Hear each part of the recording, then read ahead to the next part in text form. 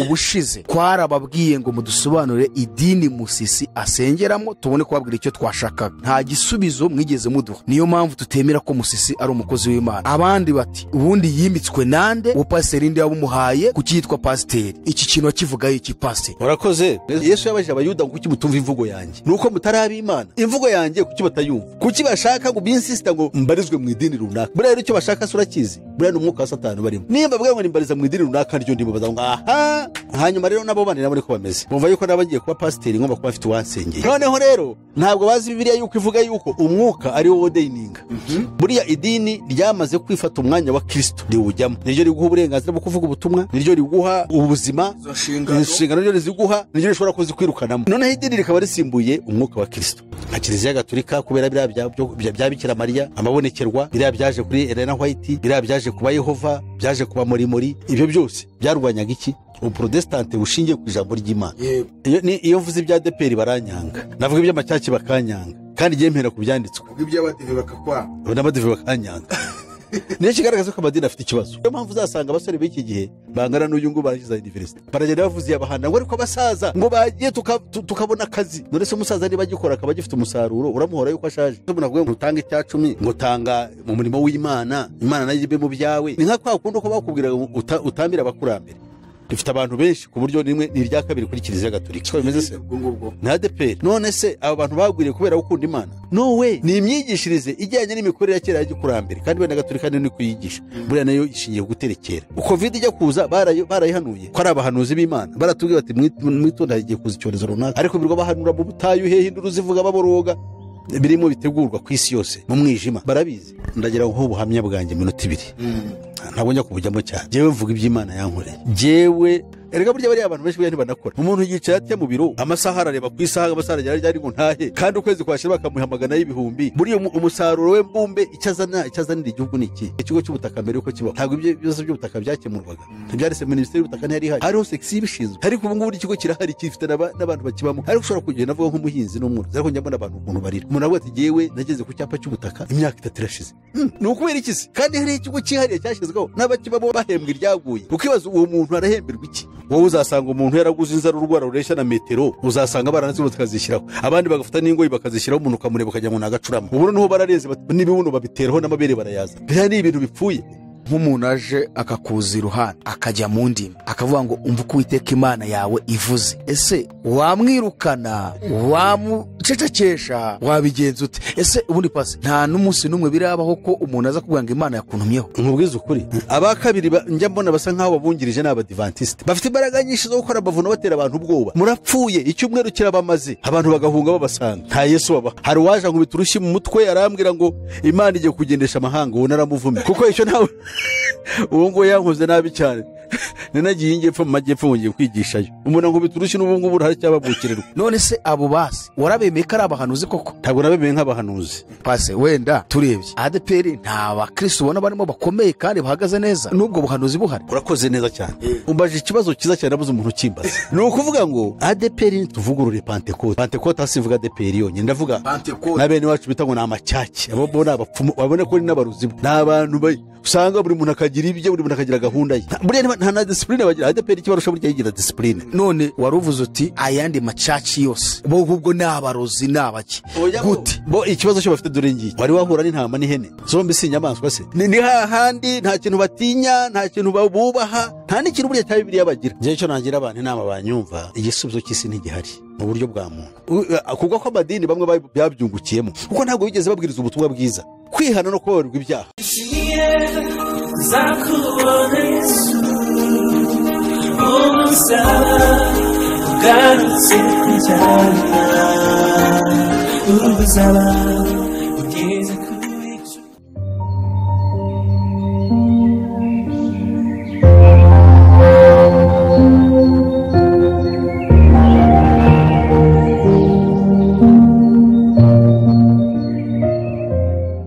Amahoro y'Imana kuri mwebwe mwese abakunzi ba Iron TV ishakiro ry'ubutumwa bwiza bw'Ami bw'Imana.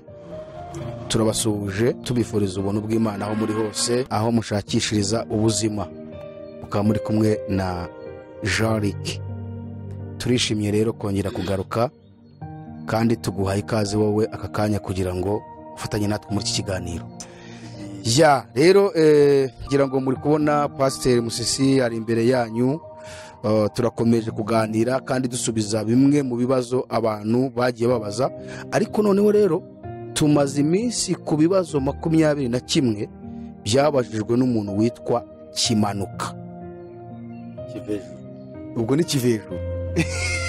Ubwo ni Kivejuru yabajije ibibazo byiza birimo amagambo akomeye, ariko twiringiye Imana ko ikomeza gufasha Pasiteri kugira ngo abashe kumusubiza, ari nako twese tumukurikiye dusubizwa kuko Kivejuru yaratubarije. Reka twakire Pasiteri hanyuma abasuhuze, narangiza twinjire ku bibazo byacu tumaze iminsi turi kwiga. Pasiteri, turabakiriye kuri Iron TV, ngira ngo ntago mukiri abashyitsi, ahubwo Iron ni yanyu, akaba ariyo mpamvu navuga ngo rero n'ubundi mwisanzure kugira ngo dukomeze kuganira. Reka tubahe mikrofone hanyuma musuhuza abadukurikiye. Ya murakoze, ndabasuhuje mwebwe abayobora Iron TV. Ndishimye kuko uyu munsi Imana twongereye kandi tukaba turiho, tukaba turi bazima, cyane cyane ariko nabo tubwira bakaba bariho. Turabakunda cyane kuko urukundo tubakunda ruturuka kuri Data wa twese. Twifuza yuko Imana niwe yadutumyeho, kandi iyo umuntu atumwe ku kintu aba agikunze, kuko kidahari nawe ntacyo yaba amaze. Rero turabashimira Imana. Bavuga ikirurimi rw'Ikinyarwanda, Abanyarwanda n'abandi bacyumva gusa bari mu Rwanda, mu karere k'ibiyaga bigari, no muri Afurika yose nk'umugabane, nari ku migabane yo hakurya y'amazi magari, n'abatuye mu birwa byo hirya no hino mu mazi magari. Imana ibahe umugisha. Nkaba mboneyeho no gusuhuza abavandimwe duhuje bavuga indimi zishamikiye ku Kinyarwanda, nk'Ikirundi, Ikinyamurenge, abacu batuye mu Kivu y'Amajyaruguru bose, Amajyepfo ya Uganda, Bafumbira n'Abahororo, abari mu Burengerazuba bwa Tanzania, abaha n'abahangaza n'abandi bose ntamenya bashobora kumva cyangwa bashobora guhunyeza mu kumva bakumva Ikinyarwanda. Imana mwese baha umugisha, ibagirire neza kuba dusangiye ururimi. Turi abantu barenga miliyoni hafi nka 30 mu buntu bw'Imana, kwari kugira ngo tugire icyo tumenya. Niyo mpamvu nkunze kumva benshi bakanezeza bo muri ayo moko nk'uko nyavuze, Abanyekongo bavuga Ikinyarwanda, Abarundi, Abanya-Uganda, bose nganira nabo, harimo n'Abatanzania nubwo ari bake, cyane cyane umukobwa wa muri gihugu cya Australia wavuye muri Tanzania ndagushuje, n'abandi bajya bangara bakaragwe, bajya bambwira bakansuhuza. Hari abatagira ubushobozi bwo kureba fata zino telefone, ariko wenda baharana njya numva banyumva kwenda ku radio ushoboye kugerayo bakishima. Imana rero ibahe umugisha, murakoze, kandi Imana ibagirire neza uyu munsi. Imana ibahe umugisha. Ya Pase, murakoze cyane kubwo gusuhuza abadukurikiye. Ariko Pase, umva watumye menya amoko menshi avuga ururimi rw'Ikinyarwanda, ntabwo nari nyazi. Abaha n'abahangaza ntabwo nari nzi. N'abavuga ngo ururimi rw'Ikinyabwisha, ibyo ntabyo nari nzi rwose, ariko byatumye mitamenya abantu benshi bavuga ururimi rwacu rw'Ikinyarwanda, kandi ni ururimi dukunda, ururimi rwiza cyane. Uyu munsi rero turagaruka ku bibazo twabajijwe n'uwitwa Kivajuru cyangwa se Kimanuka. Ngira ngo ubushize ubwo muheruka mwari mugeze ku kibazo cya 7, uyu munsi tugiye guhera ku kibazo cya 8. Hari ibibazo byinshi wabajijwe, ni byinshi kuko ufite abantu benshi, abo ufite kuri WhatsApp, abo ufite hano kuri YouTube, ni byinshi.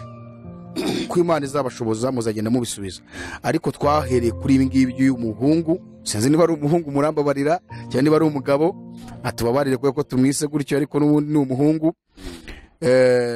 Ni ibibazo 21, tukaba tugize ku kibazo cya 8. Reka noneho twinjiremo hanyuma dutangire.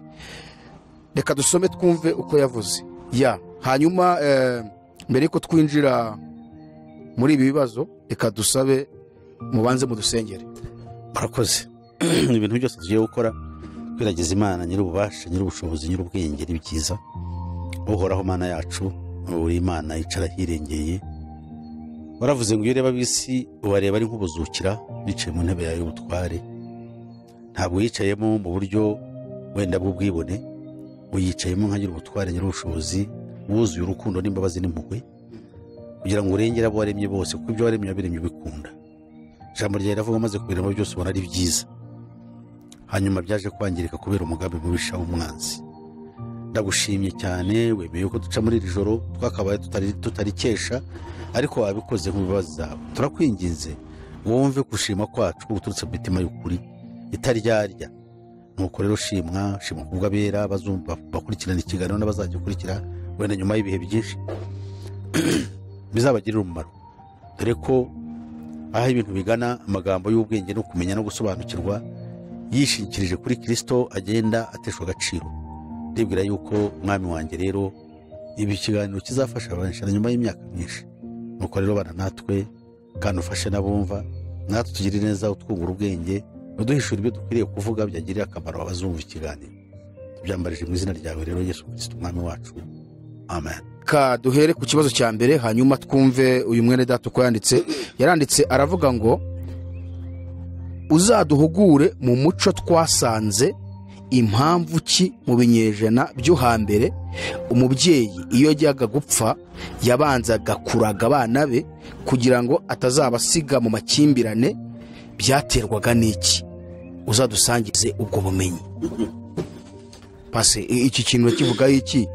Subiramo kugira ngo ubyumve neza. Nacyumvise, ahubwo yewe nacyumvise, gusa icyo nibaza uyu muntu bazi ibibazo ni umufilozofi, arimo arashakisha ubwenge wenda bujyanye n'ibyo ahora yishakira ubwe, ariko byamuyobeye kuva ko ari giye wabisubiza, cyangwa se kumva nabivuga uko adashaka wenda akagira ahahera avuga ibyo ashaka. Gusa icyo ngicyo cyo ntabwo kijyanye n'umurongo w'ivugabutumwa turimo cyangwa bibera mu isi, ariko wenda umuntu, kuko wenda hari n'abandi bashobora kuba bafitemo inyungu mu kubimenya, reka mvuge gusa ku magambo make cyane ikibazo gisubize kandi kive no mu nzira.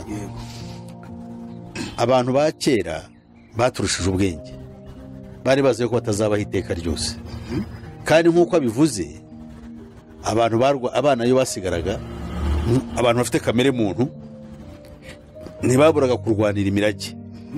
Ibi ntabwo byabaga muri rubanda gusa, n'ibwami byarahabaga, no mu bikomangoma byaricanaga bapfa ingoma, atari uko yabuze icyarya, n'umwana w'umwami afite n'imigabane y'igihugu cyose kiri imbere ye, ariko agashaka kwicara ku ntebe ya se. Niyo mpamvu rero babikoraga muri buriya buryo kubera peace and continuity, niko mu Cyongereza niko turugira, because of peace and continuity.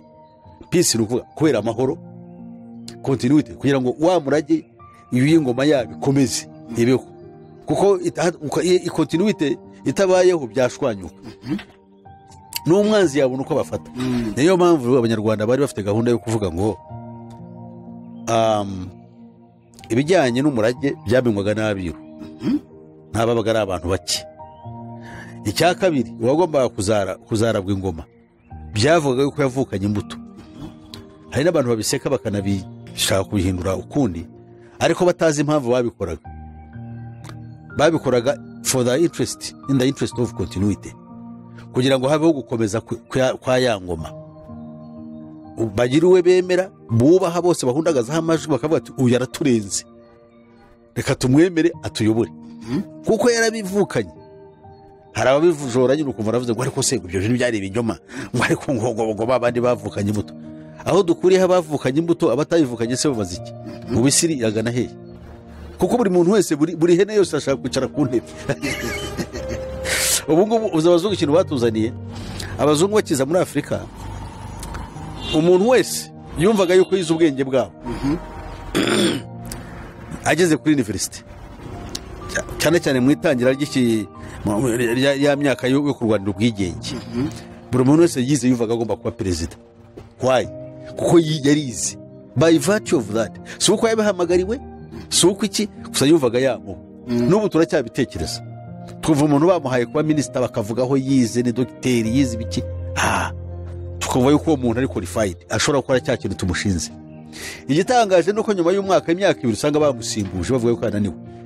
umuntu ni profesa ni dogita nose bamusimburiza iki niba atari ikibazo kiri ikibazo cyo bamushyizeho so rero ni ukuba dufite ibibazo bikomeye ibyo bibazo rero niba ari uko bimeze tumenye yuko ba bandi abakurambere bacu ibyo bakoraga ngo baturusha ku bwenge kuko bari bazi akamaro k'amahoro bakamenya n'akamaro ko gukomeza ibintu bikagira uburambe continuity kugira ngo bikomeze kugeza ryari niyo mpamvu n'abazungu baje bagasanga tugifite uwo mwimerere n'ubwambi bwacu bugihari kandi bwari bumaze ibinyejana byinshi ubu mu myaka itari munsi ya 50 y'ubwigenge imyaka ntabwo igeze 100 imyaka nka 60 tumaze imyaka ingahe twigenze just nkatwe twisigenze muri 50 okay niko byitwa ntabwo gibara nk'ubwigenge nta bwigenge buri abuhaba buri hehese herega burya abantu badawe nijishe muri 62 nibwo tugiye kwiza imyaka 60 ariko se ingoma zihindutse ni zingahe kandi mu buryo buri violent mu buryo bw'intambara n'urugomo n'ibiki byose bikabyara ibindi bintu bibi nanone imitima y'abantu no mu bitekerezo kandi none ntibirangire hakabaho indi mitwe buri gihe ivuka usibye ko ibyo ku rundi ruhande bidaturuka mu banyarwanda cyangwa bituruka muri twebwe bituruka ahandi kugira ngo wa mwiryane ukomeze abantu barimburane ntabwo biri ku Rwanda honyine na bino bihugu bidukikije icyo nari ngiye kukikubaza vuga ni se izo ntambara niwo mwiryane kugira ngo izo ngoma zihinduke ni bituruka muri twebwe cyangwa bituruka muri abo badukoresha kuko hari ikintu waruvuze uravuga uti ahubwo se kuvuga ngo twivanye mu bukoroni byigeze bibaho ese koko turacyaburimo ya tuburimo none se wowe kamwe nk'urugero ugiye mvuge ku Rwanda direct ubundi u Rwanda sinyarwitaho cyane ko abanyarwanda bazi ibyaro nako mvuge ku kantu k'abanyarwanda bo abanyarwanda twabonye ubwigenge bamaze gusenya igihugu baraduha n'ubwigenge babuze n'abaminisitiri bize bashyiramo kuko bafashe rubanda bari barahejeje inyuma bari bwo bazana mu kwihimura muri ba bandi bari barashyize imbere noneho babura candidates bari qualified abantu bose bafite ibyangombwa byo kuyobora barambwiye yuko 50% y'abaminisitiri barababirigi nose twari twigenze urumva ni ukugusinza bakagushyira hariya bakakwicaza hariya bagahindura wowe wabo tuzagushyikira ukomeze utekere ariko abantu icyo babona yuko mwigenze ariko muri abacu hakomeje kuyobora kiliziya gatolika n'ububirigi nk'uko n'ubundi byari bimeze mu gikoroni kugeza no 40 niko byari bimeze ahubwo n'ubu ngubu tubona yuko nanone birimo bigaruka bihari kuko bifite imbaraga utashobora gutsinda by'iteka ryose n'ubu turacyakoronijwe nabo se nabo babirigi na kiliziya gatolika erega ababirigi abongereza n'abaki bose baradukoronije ariko nk'indagizo buriya twese twari indagizo dutegurira kugira ngo bazadushyikirize ubutware bwabo bahaye kugira ngo baturagize ubwo butware rero bwashyizweho n'inyamaswa ya kane kandi hejuru y'inyamaswa ya kane nk'uko twabigaragaje ni Satani uyobora n'abadayimoni n'abandi bantu n'indi miryango ikorera mu ibanga igamije gushyiraho ubwami bwa Antikristo ni mu rwego twahawe Loni buriya turabakorone Loni niyo mutwara udutwara twara ibihugu byose ubu twabaye abambure ba Loni ntabwo twigenga nyine Loni tuyobora niyo mpamvu imishinga yayo ibyo igamije ibyo ivuga ibyo ishaka ngo abantu bo mu isi bakurikire bigishwa bakabikurikira kandi ibihugu bigasabwa kubishyira mu bikorwa ngira ngo ugenda avuga ku byerekeye ibyo bita the 10 point charter za Alice Bailey twumvise ko yategetse ngo ibihugu byose bizategekwa kubishyira mu bikorwa none se niba ari ibihugu byigenga kuki bitegekwa kubishyira mu bikorwa ngo let all parliaments and governments implement this ngo reka muzatume ibihugu na parlement zabyo ziga uburyo aya mategeko tubahaye cyangwa aya mabwiriza 10 tubahaye bayagenderaho none se niba turi mu gihugu cyigenga kuki dutegekwa ngo muzatume ibihugu byose bibikurikira ndetse baba wigenga bakugushyiraho ibintu ubwo mu yandi magambo ubwo aho harimo igisubizo cy'uko ubwo bakituyoboye of course ibyo ngibyo ni ibintu bimwe n'abantu nyine nakubwiye hari icyo bita stigmatized knowledge ubumenyi butazwi n'abantu bose tutashobora gukura muri za universities. Noneho kandi tubuhishurirwa kubw'imbabazi z'Imana twagira, tukabuhuza n'ubuhanuzi. Ubuhanuzi bw'Imana nibwo bwerekana isi nyayo kwiri, nibwo bwerekana isi tutareba ibihugu runaka, ahubwo tureba isi nk'umubumbe n'ubutware bw'itegeko. Kandi ubutware si ubw'abantu, yes, n'ubutware butegeka ikirere n'isi yose nijoro. So rero uriya mugabo icyo avuze, nubwo wenda twabanje gutekereza ko bitari ntaho bihuriye n'umurongo, ariko bitumye wenda tuvuga n'ibyo tubona byaringiye. So rero ndagiza kuri ikibazo cye biroroshye, ni ukuvuga ngo umurage naho byaturaga, ni amahoro no gukomeza k'umuryango kubaho, kuko umuntu atasize abana be abatunganyirije ibyabo. Nose nibatemagurana bakarangira ahari kuzimu, kuko bebwiraga ko umuntu yagiye kuzima akomeza nyine, niyo mpamvu bajyaga bavuga umuzimu uzabatera. Kubera gukora uburyo bwo gukontorora busize, kuko nimukora ibi nzaza mbagabeho igitero, ntabwo muzagira amahoro. Ubwo rero bumvaga yuko nubwo se yapfuye ariko umuzimu we urahari. Ariko pasi uyu kimanuka nubundi kure ko kantu uvuze, ndumva muri ibyo bibazo hari icyo tuzasomamo niba mutaragisomyemo. Kuko icyo kintu kivuze ko niyo umuntu apfuye ngo nyuma yongera akabaho, ariko akabaho mu bundi buzima bundi butari ubwo yarasanzwe ariho. None nuko abanyarwanda mbere bizeraga, nibyo bizeraga yuko umuntu ashobora gupfa kongera akagaruka ari umuzimu. Uyu nguyu ibyo avuga ntabwo bijyanye n'ibyo abanyarwanda bavuga. Abantu bafite imyizerere y'ubuzima bwa nyuma y'urupfu mu buryo bunyuranye. Icyo bahurizaho nuko bavuga yuko nyuma y'urupfu umuntu akomeza. Iyo ni imyizerere yose yaba ariho ikomoka no mu bapagani ba kera bari bafite. Abantu bitwa ba New Agers aribo bagiye gushyiraho idini rimwe rigiye kuba isi mpuzamahanga, ari cyo Bibiliya yitwa igishushanyo gisengwa cy'inyamaswa ya kabiri, ariko kizaba gishushanywa n'ikimenyetso cy'inyamaswa ya mbere. Bagiye kutwigisha mu idini rifite amahame ashaka kumera atyo, avuga yuko iyo umuntu apfuye, nukuvuga ngo umuntu nicyo bita eternal, cyangwa se icyo bita infinite consciousness. Infinite consciousness ngo umuntu ahoraho, nava muri uyu mubiri ni nk'ikarito, azakomereza ubuzima bwe muri icyo twita universal life force mu Kinyarwanda. Azakomereza muri za mbaraga z'inyabugingo, noneho ngo zitegeka isanzuye. niko twabihindura.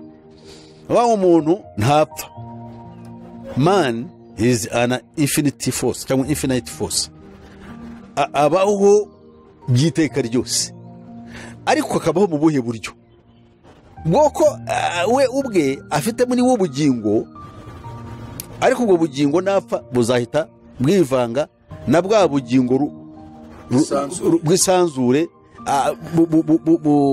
azaba avuye muri ya karito, ahubwo agiye muri kuba mu isanzure. Abana bwa bugingo bugari bukwiriye isi yose, cyangwa bukwiriye isanzure. Iyo ni imyigishirize ubundi ikomoka mu Bahindu, aho batandukanye n'Abahindu ndetse n'Ababuda. Nuko Ababuda n'Abahindu bo bagusaba kwitonda ugakora neza, kugira ngo nupfa utazagira igihano cyo kugaruka. Niba wari umuntu ukazagaruka uri imbwebwe cyangwa uri ihene cyangwa uri iki, icyo bita life cycle. Nubo baravuga ngo iyo urangije wa muzunguruko wo kugenda ubikiremwa runaka upfa, wongera uzukubura ikindi, iyo ugize amahirwe ukongera ukaba umuntu, uba ugeze kuri etape cyangwa urwego rw'ikirenga mu biremwa. Bityo rero ukaba ukwiriye kwitonda, noneho ugakora neza kugira ngo nupfa we kuzakomeza kuba umuntu, ahubwo uzajye mu cyo bita Burahima. Burahima nicyo abangaba bene wacu nyine, abangaba bagiye gushyiraho idini rishya bemera, bita ngo ni universal life force. Za mbaraga bwa bugingo buba mu isanzure butambaye umubiri ariko bubaho. So bariya rero babwita Burahima, barahuje ni bamwe ariko bahindura akantu gatoya. Abangaba bo barakubwira ngo ntabwo ari ngombwa gukora neza. No, it's not part of that, ko ntabwo batwigisha kuba gukiranuka. Cyakora batwigisha ngo urukundo, dukundane. ako ni ka mugobeko karimo kuko ngo turi bamwe icyo bita fraternity. Uyu muntu impamvu by'uyu muntu tunabivugaho bituma dusubiza n'ibibazo byinshi kuko uyu muntu hagarariye benshi bayobeye mu bintu ngo ni filozofi n'ibindi bipfuye n'izo nyigisho ziri ku isi noneho bakibwira yuko ariyo nzira yo kugira gute yo kugera ku by'Imana yavuze. Sorry nanivuze nabi, ntabwo ari iby'Imana yavuze, kugera ku byo batekereza babwira abantu kugira ngo batandukanye n'umugambi w'Imana. Abo nibo nkubwiye, ariko no basogokuruza bo ntibatekerezaga batyo, yumvaga ko yapfuye babirangiye, ariko umuzimu we ukagumaho, kandi umuzimu ukaguma ku isi ureba abo wasize ku isi uko bitwara. Niyo mpamvu abakurambere abaca abanyarwanda bajyaga gutura abakurambere ibintu byo kubagusha neza kugira ngo bababarire kandi babahe n'umugisha kugira ngo babyare baheke barumbuke. Bumvaga yuko abakurambere bari hariya batekereza babareba kandi bagashaka yuko babubaha. Niyo mpamvu umukobwa yarongorwaga mu muryango ntabwo yavuga sebukwe mu izina, ntabwo yavuga nyirabukwe, kuko naho yabaga akuze barapfuye yategekaga kubavuga ngo batagaruka, ngo batamugirira nabi, kuko byabaga ari ishyano. N'umukobwa ejo bundi ni n'umwarimukazi arizi, naramubaje ntarya sobukwe yitwa nde, nkareba aracecetse simenye ibyo ari byo, hanyuma arambwira atari kurabizi ati kankubaza ikintu kimwe paseni buriya muvuze adahari hari icyo naba. Urumva neza dufite ibibazo bikomeye noneho, ariko nibyo bituma abantu baba control kandi bakubaha. Pase buretse gatoya ngo ibyo nibyo se koko urumva uwo mwuka wugiyemo yaba ari wa mwuka wa kera wo guterekera n'ibiki byose, none akizera ko uwo muntu wapfuye koko yagaruka ko amuvuza mu izina. Oya isi ariho sebuko wariho ntabwo yapfuye, ariko ubu ntashobora kumuvuga ari hariya ngo amuhamagare cyangwa ngo avuge izina rye, akumva napfuye bya. Urumva ibyo ni ibibera iwacu Mutara baracyafite bamwe bene iyo mikorere, kandi twebwe bakuriye muri uwo muco n'abikunda kuko umuntu kuguhamagara akagukoronga uri sebukwe ni ishyano. Urumva neza ngo murabikunda? Turabikunda kuko urumva ni discipline, ntabwo tubikunda ngo ni agakiza, tubikunda nka discipline, abana bakabaho bubaka. Erega ikintu cyo mutumva neza, haje ibyo bita ngo kirazira yakuyeho kirazira, noneho abantu baba bashize ibisoni, abantu bagatinyuka ibintu byose. Urumva neza gusa nturumva umuntu uhangara nyirabukwe n'umukobwa bombi akabagira abagore, ubundi byari ishyano. Nta n'ubwo nyoko bukwe wamwegeraga nubwo yakuramutsaga ngo muhoberane, imirinda gasiki ni ibyo ngibyo byose. Ariko urumva ko nubwo ari byiza bishobora gukontorora abantu bigatuma bagira discipline, ariko urumva inkomoko yabyo kari mbi. Inkomoko yabyo ntabwo ari mbi, ahubwo yabihinduye inzira yo kuramya. Urumva neza icyo ushaka kuvuga? None se kubaha ababyeyi ntibiri muri Bibiliya? Yes. Wubahe iso na nyoko. Burya iso na nyoko iyo urongoye umugore, so bukwe na nyoko bukwe bakubyariye umugore, icyubahiro ababyeyi bafite nabo bagikwiriye. Yes, kuko mwabaye umubiri umwe. Ubwo rero so bukwe na nyoko bukwe ugomba kumukunda. Ese pasi nk'icyo waruvuze ngo bajyaga ngo gutura ngo abakurambere, abo bakurambere bajyaga gutura babaga babasanze he? Babaga bahari koko ni gute baturaga abo bakurambere? Ubundi abo bakurambere ni bande? Urumva ni ibintu byaturukaga mu bapfumu, bakabaragurira bakavuga ibibazo bafite, ari imizi bibatera base bazijanye na senge baki, none bakagenda bakabakira icyo bita indaro. Iyo ndaro niho bahuriraga bagiye kubaterekerera, baterekerezaga amata, baterekerezaga n'ibindi byoroheje, ariko n'abamaraga imanza bakica ikimasa bakakibagira abakurambere bakarya bakishe bagatumiza imiryango, bakavuga ko bamaze imanza, urubanza barukuyeho, bumviye cy'umupfumu yababwiye abakurambere bashaka. Naba ari ibyo bakoze bakabyihana, bati rwose nimutubabarire ababyeyi, mwongere muture kuri imigisha. Ariko ntabwo bitandukanye n'ijya madini yamwe namwe aho usanga nyine icyo nanigiye kukikubaza. Nagiye kubaza ese muri iyi minsi ibyo nta hantu byaba biri, yaba mu baturage no mu madini. Ikindi ejo bundi numvishe mu kiganiro giherutse wavuze ngo Imana ngo ibera ngo niba ari munyakinama ngo mu Ruhengeri, niba ari iyo Mana yo ni Imana ki ko yivuze n'amazina yayo irahari? Iyo ni Imana y'u Rwanda. Niyo mpamvu navuze yuko Imana y'u Rwanda atari Uwiteka, wayise n'amazina. ni imana nyine y'u Rwanda iba mu bihondohondo bya Nyakinama cya Ruhengeri. Harahari nyine mu Rwanda se Kinama ntujya uhumva kera ari na komine. none si yo mana kuko irahari. Iyo ni imana ntihari. Nicyo bita deity mu cyongereza, ni ukuvuga icyitwa imana. Abantu bose burya bagira ibyo bita deities. Deities nibyo bita imana iwabo. Imana y'u Rwanda is not ntabwo ari Uwiteka, God the creator, ni deity. Mu yandi magambo ni ikigirwamana, bivuze wakuragije. Ababihuza rero bakavuga imana y'u Rwanda ni Uwiteka, ntabwo ari byo. Tugarutse kuri bya bintu ushaka guhuza kandi nibyo. Iyo tugiye mu nsengero umuntu akakubwira ngo hakaza umupfumu akita umuhanuzi, akakubwira ngo kuko niko babyita, avuze umupfumu ntiwamwemera kuko abapfumu tubabarira muri bariya baraguraga b'imbehe n'intondwe n'inkoko n'inkondo n'umutwe n'urugimbu. Ibyo rero kera bakoreshaga. Ubu rero bakoresha nyine Bibiliya, ariko umwuka afite so wa Bibiliya ni umwuka wa bya biri n'ubundi. Kaba rero yavugira muri Bibiliya ukagira ngo aravuga ijambo ry'Imana, noneho yarangiza ibyo akubwiye agatangira kuguha rero conditions ugomba gutanga. Ese umuntu avuga ngo tanga, ntutanga icyacumi, ngo tanga mu murimo w'Imana, Imana nayo ibe mu byawe. Ni nka kwa kundi ko bakubwira utambira abakurambere. Iyo Mana so utambira yindyi ni yihe ishaka kugira ngo urye bya ese nubizana n'indi ubirya amafaranga n'uyatanga biragenda bite? Manawe ngo nawe ujye utanga umurimo w'Imana, aho umukozi w'Imana bakugireyo. Akugire heheze umuntu awura ngo arakugirayo, aho kugira niho mbaza.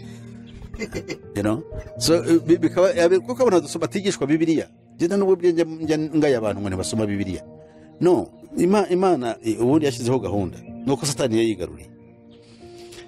Yashyizeho ministeri 5 zikomeye. Yashyizeho mbere na mbere intumwa, abahanuzi, ishyiraho abavuga butumwa bwiza, ishyiraho abungeri, ishyiraho n'abigisha. Urumva bombi ni ministeri zikomeye, ariko hari ibanzira izindi. Kuko ntabwo umwigisha yakwigisha abantu batari, ntabwo yakwigisha ibiti. Umushumba ntabwo yashumba batabaje kubwirizwa, barabwirizwa bakizera. Intumwa nayo ibaho igatumwa amagambo y'Imana. Mbere na mbere intumwa niza ikabwira abantu ikibazo bafite. Kandi burya intumwa ikorana n'iki? Intumwa n'umuvuga butumwa ni bimwe. Umuhanuzi nawe arahari, ariko umuhanuzi nk'uko abantu benshi ntabwo twe tubyumva neza abantu tubisobanukira. Ubundi umuhanuzi nyawe Imana yishimira ni umuntu ufite ubwenge n'umwuka w'Imana umuhishurira icyo Bibiliya ivuga mu gihe runaka. Kuko ubuhanuzi bwamanutse burya burahagije, kuko Bibiliya ubu nticyandikwa. Nose ko kidafite ba Yeremiya bandika ubu ngubu. Bibiliya yasobanura ngo abakurambere bacu basogokuruza, ubwo ndavuga mu mwuka, ariko bavuganaga n'Imana hifashishijwe iki? Hifashishijwe abahanuzi. None navugana natwe binyuze mu kanwa k'umwana wayo. Aha ngaha tugomba gutsindagira umwana wayo. Si ukuvuga iki? Nuko Kristo yapfuye akazuka kandi akagaruka mu buryo bw'umwuka, kandi akaba ari mu itorero. Abo yashyizeho intumwa, abahanuzi, abavuga butumwa, abigisha abungeri n'abigisha, nimwo byose by'Imana ishaka tubibonera. Babahanuzi si babandi bameze nka Yeremiya bavuze ngo dore Uwiteka icyo avuze, babazanye amagambo mashya. Ahubwo umwuka arakwereka Yeremiya namuhaye ibi kuko abantu bari bameze batyo gihe. Ese abigihe cya Yeremiya ubu ntitubabona? Ese ibyo bakoraga sibyo dukora ubu? Bwa buhanuzi bwa Yeremiya urabwifashisha kugaragariza abiki gihe butuyemo yuko uko Yeremiya abo yahanuriye ibyo bakoraga natwe nibyo dukora. Hari ijambo wambwiye ryiza ryo kwiga Imana, ukabanza ukamenya Uwiteka uwo ari we. Uwiteka ntahinduka n'umwe koko, uko yararikwa ariko tugomba kwiga kumunezeza, tukamenya uko ateye. Ni nko kumenya umubyeyi wawe ukamenya ibyo akunda n'ibyo yanga, ukamwitwarira kumunezeza kuko umubyeyi wawe agufiteho ubutware. Niba ushaka kumusaba minerivare, niba ushaka kumusaba iki cyo yagukora favor yagusaba, ufite uko ugenda ukamwegera kandi ufite uko umubona. Niba ari mu mood, niba yaramutse nabi afite ibyamubabaje, ntabwo uza ngo umwiture hejuru. Ushobora kumureka akabanza akaza gucya, agafungura, akamera neza, ukaza no kumwegera. Wabonye nyirabukwe wa Rusi uko yamubwiye. Yes. Yaramubwiye ati uwo mugabo uze kubanza icyo afungure, nubona yicaye neza ubone kumwegera kandi nawe wihezure. Ubwo nuko ngo yitunganya base kwihezura ni ukukaraba akisiga kamera neza akabona kumwegera, kuko we yashakaga kugira ngo abase nkaho ashaka yuko amucyura. Kandi icyo gihe byari byemewe, ntabwo twabijyamo ngo tubitindeho. Hanyuma pase uvuze gutyo mpita nibuka hari umuntu wasabye ko muzakorana ikiganiro ku birebana n'umwuka wera n'impano z'umwuka wera. Kuko muri comment usanga benshi abapandikoti ibi bintu batabyemera. Yaramubwiye ati nshaka kuzamuza na Pastor Musisi tukaganira, akambwira niba yemera umwuka wera n'impano z'umwuka wera, akambwira niba uyu munsi nta muhanuzi n'umwe ushobora kubaho uvuga mu izina ry'Uwiteka atafashe Bibiliya akavuga agahanura ibintu bihura na Bibiliya, ariko avuze ngo nimwumve ko Uwiteka avuze. Yarambwiye ngo ngashaka ko muzahura mukaganira, icyo kintu ukakimwemeza cyangwa ukagihakana ngo akabimenya, kuko ngo amaze igihe kinini cyane ngo ari gukurikira. We abo ni abantu bayobye, mbabarire kuba mvuze ni kuko emphasis cyangwa gutsindagira kw'imyizerere yabo ishingiye ku buhanuzi, kandi ubuhanuzi burabwa indagu. Niyo mpamvu bafite itsinda ry'abahanuzi, kandi kiriya kintu batangije ntibazakigasubiza n'inyuma, kuko bituma abantu idini rigwira rikabona abantu benshi. Buriya bwabaye nk'uburyo, ubundi buryo, indi nzira yo kumubiriza abantu bakabona abantu benshi cyane. Itorero rya mwuka ryo mu Rwanda, wenda rya Gipantekote ryo mu Rwanda, rifite abantu benshi ku buryo rimwe ni irya kabiri kuri Kiliziya Gatolika. Siko bimeze se na ADEPR. None se abo bantu bagwiriye kubera gukunda Imana? No way. Ni imyigishirize ijyanye n'imikorere ya kera y'Igikurambere, kandi wenda Gatolika ni kuyigisha. Buriya nayo ishingiye guterekera n'imikorere no gusa iterekera imandwa zindi z'abanyaburayi, bazita ngo ni Druidism. Buriya abanyaburayi hari ibyo bita Druids, abantu bahoze ara imandwa z'iwabo za kera, ari byo by'ibingibi batuzaniye. So rero twebwe aba bacu biriya byo kuragura kwa kera, ushaka kumenya umuntu hafi ya bose usanga bakubaza ngo narose iki, buriya bivuze iki. Umuntu aba ashaka kumva ibyo yarose icyo bivuze, umuntu aba ashaka kumva kumusengera ku Mana ngo ihindure amateka. Buri muntu aba ashaka avuga ati mfite za karande n'inyatsi, kandi ibyo ukunda byemera birahari, ariko akumva yuko bamusengera. Niyo mpamvu iyo umuntu akora deliverance n'umuntu uvuga ubutumwa, deliverance ni wa wundi ubatura abantu, na wa wundi uvuga ubutumwa ntabwo ashobora kugira clientele imwe. Uvuze ubutumwa bwiza baza ni bake, ariko ivuze ngo ngaha turabohora abantu, isi yose yaza ku isi iraboshye. Kandi ubundi ubohora abantu ni wa wundi nyiri ubutumwa ari we Yesu Kristo. Noneho rero uwo nguwo icyo namubwira kugira ngo wenda batanyumvana nabi, yenemera ku buryo budasubirwaho ibyo Pawulo yavuze. Yemera yuko ubuhanuzi buhari, koko umwuka w'Imana ashobora kuvuga akavugira ku muntu, ariko tugomba ikintu gitangaje gikomeye, umuhanuzi agomba kugenzurwa n'itorero. Ese ryo rimugenzuza umwuka ryahawe kandi ryifashishijwe ibyanditswe, sibyo? Ubwo ruramushubije. Niyo mpamvu abahanuzi nibyo zamubwira n'ubundi, ni ukuvuga ngo kandi ashaka ko n'abandi babyumva. Kuko we yarambwiye ngo arashaka ko muzafata Bibiliya akaba ariyo mwinjiramo mukayicaramo, ukagenda ngo ibyo bintu ukabihakana cyangwa ukabyemera. Jewe imikorere ya gihanuzi y'isezerano rya kera n'isezerano rishya biratandukanye. Ni ukuvuga ngo ubuhanuzi bwa kera ni Kristo n'ubundi, n'umwuka wa Kristo wavugiraga mu bahanuzi. Abo bahanuzi bakavuga ibintu Kristo avuze abavugiyemo, kandi ibyo yabaga babwira kwari ugusubira ku mategeko ya Mose no kwitondera gukiranuka kuzanwa n'amategeko. Noneho mu isezerano rishya ni isezerano ry'umwuka. Umwuka agomba kuba duha ubuhanuzi bujyanye n'isezerano rishya ry'umwuka. Niyo mpamvu tugomba kubigenzura tukareba, ese uyu mwuka uvuga ni wa wundi wavugiraga mu bahanuzi igihe cy'amategeko, cyangwa ni umwuka wa Kristo twasezeranyijwe uzatwigisha nanone ukoresheje amategeko y'umwuka, kuko turaba umwuka, turi imbata mu bubata bushya bw'umwuka. niba turi mu batabushye bushya bw'umwuka tugomba ibivuga bigomba kuba ari iby'umwuka bijyanye n'ubugingo bwacu, cyane cyane ubugingo bwahe bwo kujya mu ijuru. Erega hari ikintu cyo batumva neza abantu. Ubuhanuzi bw'isezerano rya kera bwasabaga yuko abayisirayeli cyangwa n'abayuda ku buryo bw'umwihariko nk'abasigaye bagomba kubaho bitondeye Imana binyuze mu isezerano ry'amategeko, kugira ngo bagire amahoro mu gihugu cya ba sekuruza cy'Imana yabahaye. Aho uranyumva neza? Abakurikira abanze bumve nabo, abakurikira mwumve ibi bintu. Ni ukuvuga noneho rero ubuhanuzi dufite ni ubuduhanurira kugira ngo twezwe tubonere dushobore kujya mu bwami. Ijambo ry'Imana ryo ritubwira dore giki rirashimangira ku buryo budasubirwaho ko iyi si n'ibyayo bigiye kuzayenga bigashira.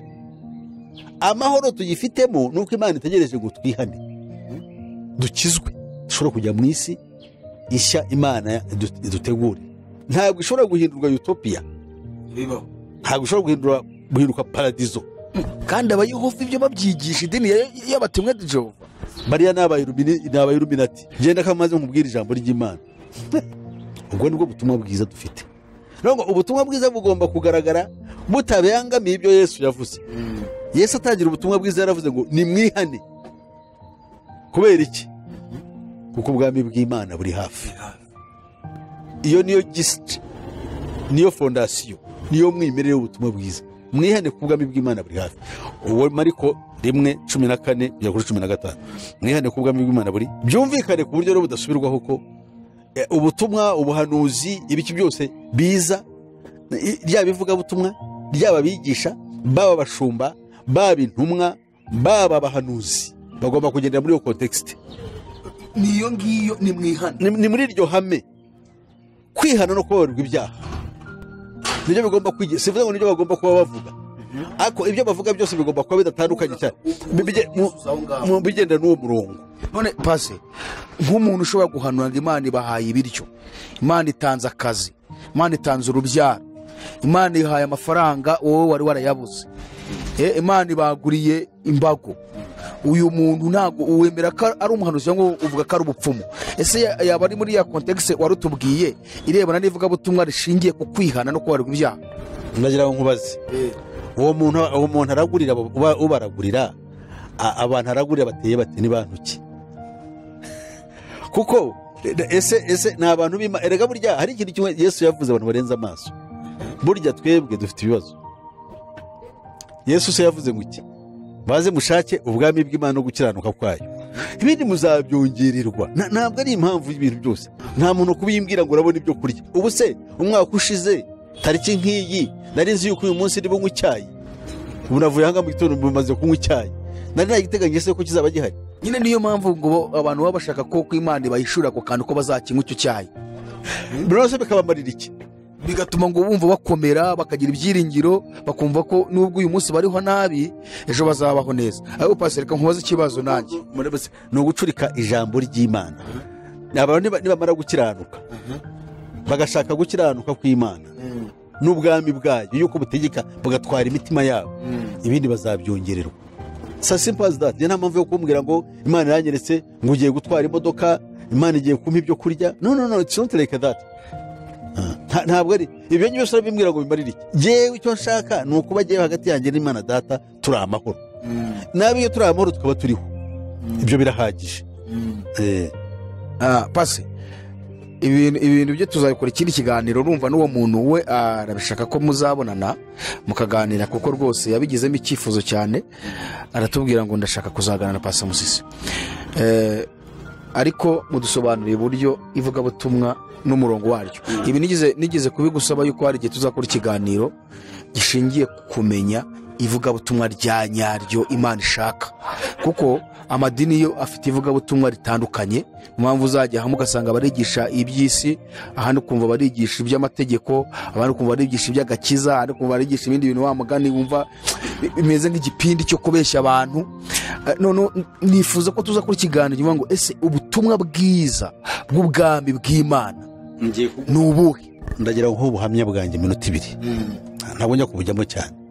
Jewe mvuga iby'Imana yankoreye. jyewe Yesu njya kumwakira nta kintu nari ifite, kandi ubwo buhamya bwanjye sibwo nigisha abantu, kuko ubuhamya bwanjye ntabwo bwakiza umuntu. Umuryango wacu twari dufite ikintu bitaga umuzimu w'umugwagasi, utatumaga umwana w'umuhungu agira icyo aronka iwacu. Yabaga umusinzi, kandi ikintu gitangaje akabyara. Uwe yapfaga gusa kubona umuntu akaba yamuteye inda. Noneho ba bantu bakabyiruka ari abasinzi bo kubaho ngo ari ibintu biteye ubwoba. Ni ibintu nabonye mu muryango wanjye. N'igihe nakiraga Yesu nari mu bantu bashobewe, nta kuntu ntagiraga, narakoraga, nagiraga, ariko ikintu cyose cyacaga mu myanya y'intoki. Mama niwe wari warambwiye ngo abibwiwe na nyirabukwe ari we nyogokuru, yuko umuryango yashatse ngo mama yashatse mufite ibibazo, ati uyu muryango n'igihe wawushatsemo mbere yawe, umugabo wawe nadakora ibi n'ibi n'ibi ntabwo muzafata ihembe ry'inka, ntabwo mbese ni ukuvuga mu yandi magambo ntabwo ntacyo muzageraho. Ariko ibyo bintu jyewe naraje nakira Yesu, maze kwakira Yesu akingura imiryango, bya bintu byose bikubita hasi. Amen. Satani kumenya ngo ni umuhanga, nari maze imyaka imaze gukizwa, haza umupfumu uvuye Tanzania. Noneho mama ko yari abizi arampamagara ati mwana wanjye ngwino tugiye kubaga ikimasa, bya bintu nakubwiraga, bya bintu bya kera umupfumu agiye kubikuraho, noneho tubona amahoro. Ndababwira rero mwa bantu mwe abasigaye ni mubikurikire, jyewe n'umutima wanjye wakorana na Yesu genda bivuyemo ibyo ngibyo, kandi uko niko byagenze. Uwo mupfumu byaje yarabikoze ko sena n'imbirimo, ariko babikorewe bose ntabugeze amera nk'ukomeza. Benshi ni nanjye babahaga umurongo wo kubaho byarananiranye. Numva neza rero ntabwo nigeze vuga jyewe ikintu nabwiwe uwo munsi, nkuko ndi umunyabyaha, nihaniye kuko nahemukiye Imana, ndi umunyabyaha. Bitavuze ngo ubundi marayika ariko witonde wumve, ariko namenye neza Imana iyo ariyo, menya n'icyo yanga. Noneho ubusaba gusa imbaraga zo kugira ngo ubushake bw'Imana abe ari bwo sohoza, kuko nicyo kintu kimbabaza. Kuko nese Imana yankuye hahandi ikampindura umuntu, ikampa umugisha, ikirukana imyuka mibi, ikambohora, nongere kandi njye kuyirenga nyibwira ngo hari undi muntu ubwira ngo ninkora ibi ngo Imana ngo arambwe ngo none Imana irankingura. Kandi yarankinguriye kera, umunsi nemera Kristo Yesu yarankinguriye. Umunsi Yesu anyemera akampa umwuka we, burya yaranyemeye, yankinguriye imigisha yose mu buryo bw'umwuka. Iyo mu buryo bw'umwuka rero imesha no mu buryo mwisi, kuko iyo umuntu ari muzima n'ibyo byose arabibona. Jewe mbyuka kare nkavuga ni Imana urugendo rwanjye ruhihirwe nkagenda. Mwami wanjye ikinkwiriye kimpera ubuntu ushobore kubaho, akakintu ibyo kumbwira ngo Imana irabakinguriye mugiye kurya, ngo ababembe 10 bari bicaye ku mirya, ababembe babandi baje muri sinza ngo bumvise imirindi ngo baraje, ngo bya biryo byo kwa Yesu byo mu Isiraheli rya kera byo. None pastor ibyo ni iby'Imana, ariko ufite icyo bivuze, ushaka kugira ngo ubyigisha abantu ugomba kubihuza noneho ni n'ububata bushya bw'umwuka bwo dufite, nibwo bigira sanse. Abantu bacu barababaye cyane. None pastor ubu nta nk'umuntu aje akakuza iruhande akajya mu ndimi akavuga ngo umva uko Uwiteka Imana yawe ivuze, ese wamwirukana, wamucecekesha, wabigenza ute? Ese ubundi pasi nta n'umunsi n'umwe birabaho ko umuntu aza kuvuga ngo Imana yakuntumyeho? Nkubwiza ukuri, mfite abantu babiri bambwiye ibintu kuva nabaho mu mateka, nabonye yuko ari Imana yababwiye, kandi ibyo yabatumaga byabaga bijyanye no gukiranirwa kwanjye. Abo nka Imana yabantumyeho koko, ntabwo yigeze ambwira ngo hari uwaje nkubita urushyi mu mutwe arambwira ngo Imana igiye kugendesha amahanga, uwo naramuvumye, kuko icyo nawe uwo ngo yankoze nabi cyane. Nanagiye ingepfo mu majyepfo ngiye kwigishayo, umuntu nkubita urushyi n'ubu ngubu hari cyababukirerwa. Imana igiye kugendesha amahanga, ndizerereza isi yo kugenda amahanga. None pase ihagare gatoya guce mu ijambo, none si ubundi ubu ntago urabyemera ko mu minsi mike amahanga ugiye kuyogogoza uyagendamo? Nyagendamo se kubera uwo nguwo? Ikibazo ese amahanga nuyagendamo ntabwo uzemera ko ibyo yakubwiye ko ari ukuri? Ese buriya ugira kugenda amahanga no guhindura abantu? Ushaka kugenda amahanga utwaye ubusa? We yaguhanuriye, Imana imutumyeho, kuko Imana iri kugutegura nk'umukozi wawe ugiye kuzenguruka isi ubwiriza abantu, kandi n'ubu urimo urayagenda, naho wicaye amahanga urimo urayagenda. Ese ubu ntabwo uremera ko ibyo yaguhanuriye ari ukuri? Ibyo se ibyo Imana burya Imana iguhaye umuhamagaro, niba ari uguhamagara uri umuvugabutumwa, n'ubundi uzagenda nubwo atabiguhanurira. kandi Imana yaraguhaye uwo murimo. None se abiguhanurira, Imana yampaye kuba umushumba, none abigohanuriye ibyo bitwaye iki? arambwira si byo nzakora kubera iki? Icyo ni igitangaza mbwiye. Umbwira igitangaza ni umwuruti Imana yakumpishuriye iki n'iki. Muri wa murongo w'ubutumwa bwiza bwo kurengera ubugingo bwanjye. Ubwo ni babiri bonyine wabonye? Nje ni babiri nibuka. None se abo basi warabemeye ko ari abahanuzi koko? Ntabwo nabemeye nk'abahanuzi. Nabemeye ko Imana nyine yabantumyeho, yabahaye message kuza kumbwira. Ubwo ni abahanuzi rero. Ntabwo ariko abahanuzi kandi titire, ubwo njye navuga ni abahanuzi. Kandi tubonye ko muri Bibiliya wavuze ngo ministeri ya Yesu ngo ni ibintu bitanu: intumwa, abahanuzi, ababwiza butumwa bwiza mu gihe n'abigisha. Abahanuzi barimo? Ubuhanuzi rero cyangwa intumwa iyo ni ministeri umuntu aba afite akora y'umwuka. Ariko hari n'umuntu Imana yereka ikintu wisuzugurwa utafite n'icyo akora. Yewe ngo mwabambwiye nibi byose n'umukristo ku buryo bugaragara. Muri ministeri y'Imana nyine, muri ya ministeri y'ubuhanuzi. Ndakubwiye ngo Imana ishobora guha umuntu yerekwa ku muntu runaka. Niba guhaye yerekwa ntabwo uhinduye ikintu runaka. Kandi naba yarabimbwiye nk'abo ngabo ngo wambwiye ibyo ngibyo cyangwa bambwiye ibyo ngibyo, nta nubwo mu buryo busanzwe ari abakozi bazwi bakora ibyo bintu bavuga yuko ari abahanuzi. Ni umuntu usanzwe, kandi umuntu usanzwe akaza agahuza n'icyo umwuka kwereka uko kufite kandi kinenge. Uwo muntu ni umuntu mwiza cyane, kandi n'Imana uko igihe cyubahiro nyiha Imana ntabwo nyiha wa muntu, kuko Imana iramukoresheje kugira ngo ivugane nanjye imubwire. Nase Imana ntiyatumye n'indogobe kuri Baramu, indogobe ikavugaho nk'umuntu. Ubwo nawe yabaye umuhanuzi. None ubwo iyo ndogobe ni umuhanuzi, yabaye umuhanuzi. Ariko abantu bakunda ibyo bintu kuko ntibiyaminiya, ntabwo bazi yuko hagati yabo n'Imana bafite icyo bahuriyeho, kandi uko ntabwo burya baba bagihuriyeho. Ariko pase buriya kuko Imana ari umubyeyi, nawe uri umubyeyi, urabizi by'abana. Abana baratandukanye mu miterere yabo. Hari umwana ubona woroshye cyane uhura n'akabazo agahita abangamirwa ku buryo byamugeza kure. Hakaba n'undi wowe uzi ko we niyo yaca mu bimeze bite ntacyo byamutwara. Umuntu witaho cyane ugakunda gukurikirana ku buryo ushobora kubona umubwira amagambo amukomeza, ni nk'uriya mwana ubona woroshye mu bintu by'ibibazo. Imana kuko ari umubyeyi ishobora gukoresha paseri we ikamuha ijambo ryinshi. Imaze kubona ko ukomejwe n'ijambo, n'igihe takwirirwa ica muri bwa buhanuzi. Hakaba hari abandi boroshye mu gakiza, ahura n'akantu gato akaba yabo. Imana ikaba yakoresha abahanuzi bakaza kumubwira utuntu dutuma avuga ati burya Imana iri kumwe nanjye. Ese ibyo birashoboka? Ntabwo ari byo. Ni ukuvuga ngo Imana ubundi twe twigisha abantu kubahuza na Kristo, we muhuza abantu n'Imana. Twe buri mwacu ni ukubahuza, duhuza abantu n'Imana mu cyimbo cya Kristo.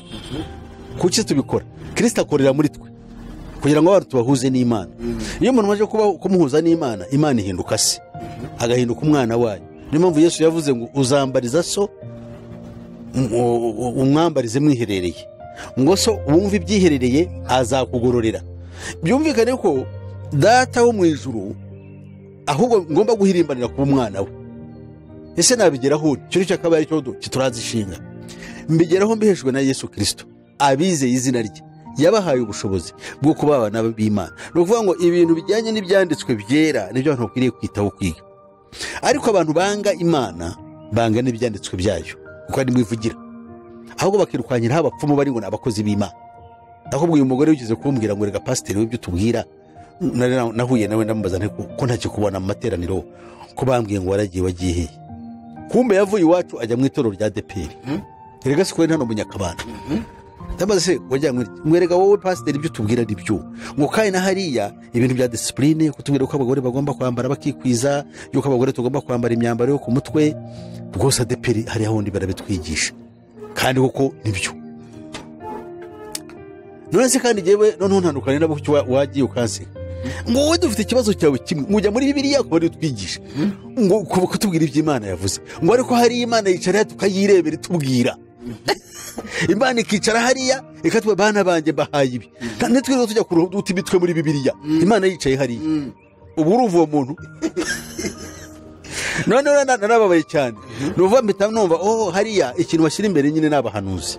ba bandi b'abapfumu bita ngo ni abanyempano abanyempano abanyempano babamenya bareba kure none nk'abo bantu ugasanga itorero rirapfuye kubera bo kuko bayobeje benshi ijambo ry'Imana ntabwo bakiryiga mu buryo buri systematic bayobowe n'umwaka kugira ngo rihindure abantu ahubwo abantu bahora ari imbata z'idini niyo mpamvu nakubwiye nka ADEPR cyangwa itorero rya ntuza rya Pentecote ryo mu Rwanda ni irya kabiri kuri Gatolika mu bantu kwayi Gatolika yabonye abantu ko yakoronije abantu ibijizamo igitugu kugira ngo babeho bakagomba nyine kuyihongera cyane cyane aho Musinga agendeye abantu bose bagize ubwoba barayoboka kuko babonye yuko ari inyembaraga niyo mpamvu mu Kinyarwanda baca umugani ngo umunyarwanda ngo ku manywa asoma misa ngo bwakwira agasoma intango icyo bivuze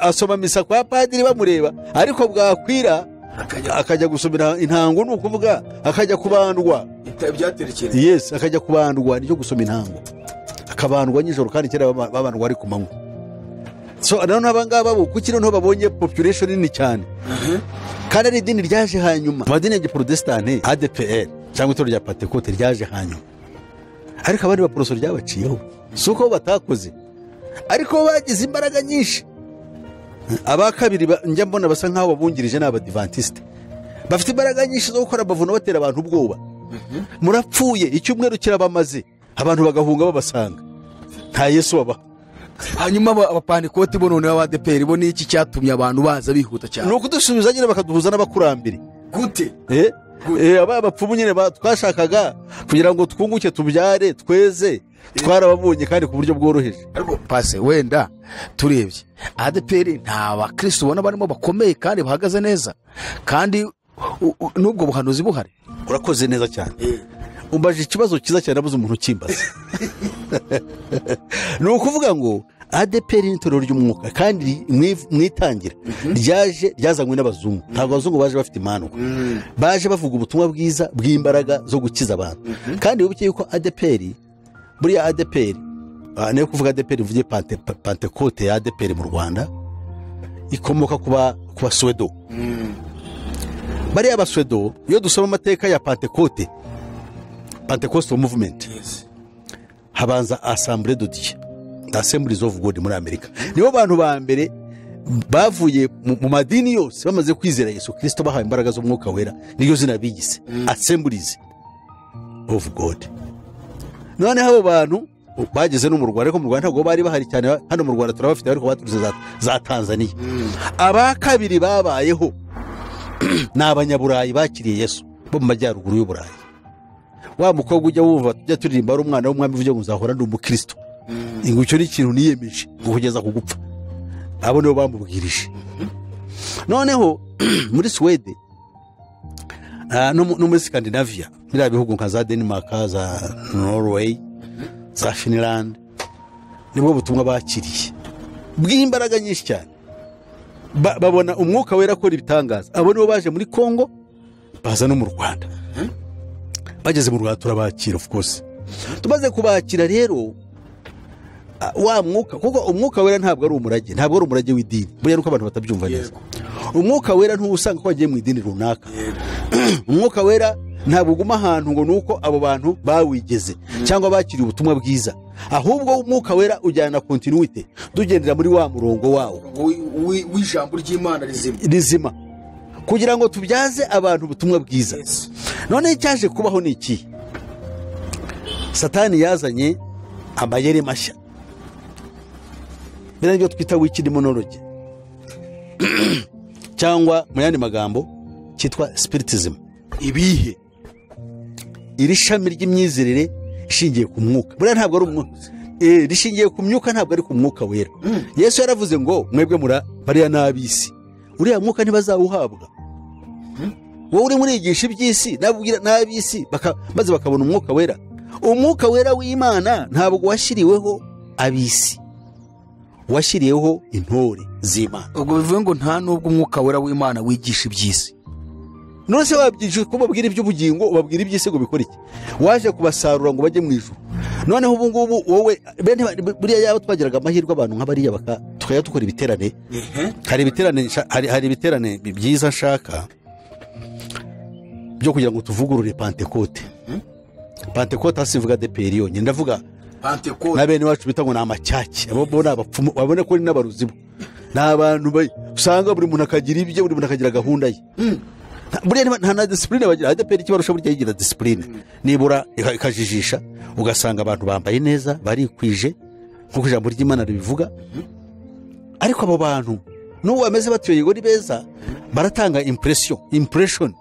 Ariko ubu by'ukuri iyo impression ntabwo reflectinga, burya ntabwo the reflection dushaka ntabwo ari yo ku mubiri, ahubwo turashaka ibyo mu mwuka, imbere mu mutima. Imbere mu mutima rero abagore bacu migo barambara, tubabuza kwambara amapantaro, twambara gukora imisatsi. Ariko niba tubabuza gukora ibyo, noneho umurimbo w'umubiri turawabujije, ariko se umubiri wo mu mitima barawufite. Petero niko avuga, umurimbo wanyu yo kubaho ku mubiri, ahubwo uwo imbere mu mitima nk'uwo Sara yari afite, wo kubaha no guca bugufi. Ese uwo murimbo barawufite?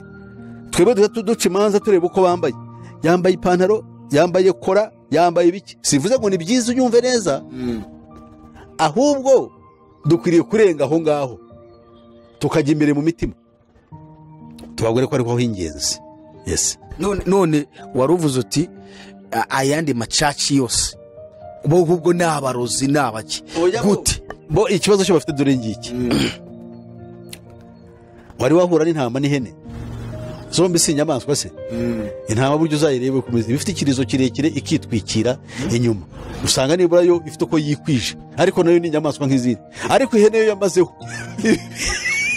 ni hanze nk'inzu y'imyenge, twagushisha n'ubu tureba none byombi ugasanga bo bari nta kantu n'agace bagira, ukuvuga ngo bakwegaho pe, ahubwo wowe uratuye, wowe wamenyere kuvuga ibyo ngibyo byari byananiye kuvuga, ni ukuvuga ngo byaranze. Bo ni hahandi nta kintu batinya, nta kintu bubaha, nta n'ikintu burya cya Bibiliya bagira.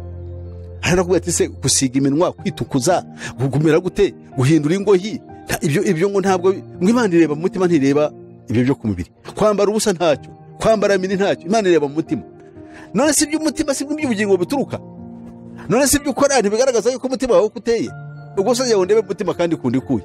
Bo bikibwira ngo babikoresha kugira ngo bakomeze bene wabo, ngo Imana ireba mu mutima, ariko ko Imana irakureba mu mutima n'ubundi. Arimo arakubwiza ukuri. Ariko base aka kantu winjiyemo, hari abantu benshi cyane nk'abantu bo muri ayo macaci ndamandi bagiye basohoka mu madini. Iyo ugeze kuri iki kintu kirebana n'ibyo kwambara amapantaro, kwisiga inzara, kwitukuza, kwempiya n'ibindi n'amahera n'ibiki, iyo ubizanye bahita bavuga ngo uracyari umunyedini. Kandi ejo ndumva narasomye komantere y'umuntu yanditse aravuga ngo ubushize twarababwiye ngo mudusobanurire idini Musisi asengeramo tubone kubabwira icyo twashakaga, ariko ngo nta gisubizo mwigeze muduha. Iyi komantere nayisomye nimugoroba ndimo kuva za Rubavu. Ntabwo mwize muduha igisubizo, niyo mpamvu tutemera ko Musisi ari umukozi w'Imana. Abandi bati ubundi yimitswe nande, uwo pasiteri ndi yabumuhaye kukitwa pasiteri. None akantu uzanye k'ibi bintu bya disipurine y'amadini, iyo ubyinjiyemo batavuga ngo ha ni umunyedini, mwamwumvishe ko bya by'idini byamufashe. Aba rero ngo basiga inzara n'ibiki, bavuga ngo barabohowe, ntabwo ari abanyedini. Iki kintu kivuga iki pase? Urakoze. Ariko yabanaganye n'abantu n'uwo dushobora kuganira n'icyumweru kigashira. Ni ukuvuga ngo abantu dufite ibibazo bikomeye. Hari imico twabayemo yatubase. None imico yatubase ni hahandi twigishirijwe, hahandi twakira ikitwa ubutumwa bwiza, no hamaze kudutwara haratunoze byararangiye. Nuvuga umuntu asa n'icyo yabyawe n'icyamubyaye. Noneho rero ushaka kubwira iyo abantu barwanya idini, nanjye n'umwe muri bo abantu bavuga ngo amadini yatugiriye nabi. Ariko hari ikindi kintu namaze kubona. Uzi yuko amadini arwanywa n'abasataniste, kuko iyo barwanya Yesu bifasha amadini. Uburyo amadini byo akora bakagaragaza intege zayo nkeya, bakagaragaza n'ibindi, bakerekana umurongo wabo, sibyo? Uzarebe n'abangaba bubwira ukirimbuzi n'urugero, kuko niyo abanyarwanda bazi. None se ntibarwanya se amadini? Barwanya amadini, barwanya na Bibiliya, bavuga yuko amadini ahubwo yadukuye ku muco nyarwanda, none akaba agiye kuturimbura, tukaba tuyaha amafaranga tukayaha n'ibindi. uwo nguwo akaza arwanya amadini. Noneho nanjye ejo navuga iby'idini ngiye nkavira muri kontekisite y'ibyo mbona idini ryica bikura abantu ku Mana cyangwa se bidatanga ibyankenerwa by'umwuka nk'uko bikwiriye gutangwa. Kuko itorero rya Kristo rigomba kuba rifite umwuka wa Kristo, akariha intungamubiri zikwiriye, kuko tubona mu gitabo cy'Abefeso, umwandiko Pawulo yandikiye Abefeso ngo uwo niwe mutwe, ngo niwe dukuraho amakakama, ngo akomeze umubiri wose w'umwami wacu Yesu niwe mutwe. Noneho se koko niba tumeze dutyo, Pawulo yavuga yerekeje kuki? Yerekeje ku itorero rigizwe n'abavutse babyawe n'Imana kandi bafite ministeri 5 zuzuye zibakoreramo z'umwuka kugira ngo bagere ku gihagararo cya Kristo. Noneho tubonye uri muntu urwanya iyo gahunda, urumva neza tugira dute? Tuvuga yuko ari ikibazo kandi twasanga biri mu madini. Noneho najya gusaba ugasanga abasataniste no bararwanya amadini. Barayo cyo amadini yakoze iyobokamana ngiririya byadukuye ku muco, byakoze bitya, biratubwira Imana itari y'ukuri, dore Imana y'ukuri ni isanzure, abo nabo bakaba bahari. Hanyuma rero nabo bandi nabo ko bameze, bumva yuko nabagiye kuba pasiteri ngomba kuba afite uwansengeye, sibyo? Noneho rero ntabwo bazi Bibiliya yuko ivuga yuko umwuka ari wo ordaininga. Ibyo abantu bakora ni imihango yo kwereka abantu. Buriya idini ryamaze kwifata umwanya wa Kristo riwujyamo, niryo riguha uburenganzira bwo kuvuga ubutumwa, niryo riguha ubuzima, inshingano niryo riziguha, niryo rishobora kuzikwirukanamo. Kuko noneho idini rikaba risimbuye umwuka wa Kristo. Noneho rero ugasanga ibyo bintu nabyo tugomba kubirwanya mu bundi buryo. Ariko mu gihe tubirwanya nanone ntabwo twibagiwe yuko haza akajagari rero guturuka buri babandi bavuga Imana yantumye, nanjye Imana yanyise iki, nanjye ndi pasiteri, we ndi bishop, kwe pasiteri bayicishije bugufi. Ubu bamwe barita ba dogiteri, reka aposto bisigaye aposto n'inkoko zose zabaye aposto, ibyo babikuraho. Ubu ngo baravuga ngo ndi dogiteri kuko afite ibipapuro udafite. I Bugande harabaze kugera kuri rwo bita ba professor. Hari umusaza wunzi utakayiwa wa kera yitwa ni sekuru w'abarokore, ubu ni professor ari ku rwego rw'ikirenga. Umuntu wese ntabwo buri professor uzi ko professor cyari cyo kuba marshal mu gisirikare. Yes, ariko professor nta muntu uburyo ubyiha. Ngiye ushobora kubyuka mu gitondo nkamagara abantu bakanyita apotre, sibyo? Ariko professor nawe professor ubihabwa na university. Ugomba kwandika ibitabo rose wo muntu wabura aho ukagira. Buriya abantu bari kuba docteur ni university biguha, university. Nk'ubu nkanjye nubwo nabanasumye ibitabo tabihawe na university ngo imwe turi docteur, ntabwo nakwemerwa. Usibye ko sinanabishaka. Nimba se docteur nkuri marikise icyo ntamara meze uku n'ubu bana docteur ntabwo nakimara. Icyo n'ukuri. So what I need ni ukuvuga ngo mbwira abantu, none abantu bo baranshaka hibyo. Nuko ngo bo barabaza ngo ese yimitswe nani? Izo commentaires zo zirimo nyinshi cyane. Ninde wamuhaye pasiteri? Ikindi gikomeye, nta dini agira. None niba atagira idini ubu pasiteri yabuhawe nande? Urumva nibyo barimo. Noneho ikibazo bafite surakizi ntabwo ari agakiza. Kuko ngiye ibyo mvuga nibyo guhuza abantu na Kristo.